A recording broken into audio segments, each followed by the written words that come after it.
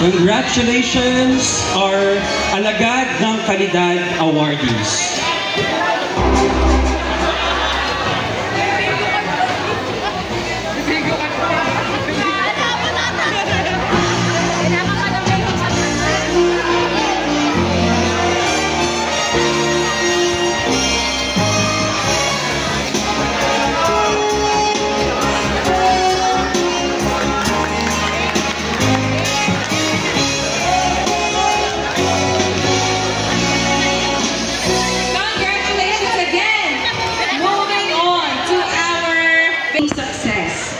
For this award, we have 3 awardees from Grab. We have Christian,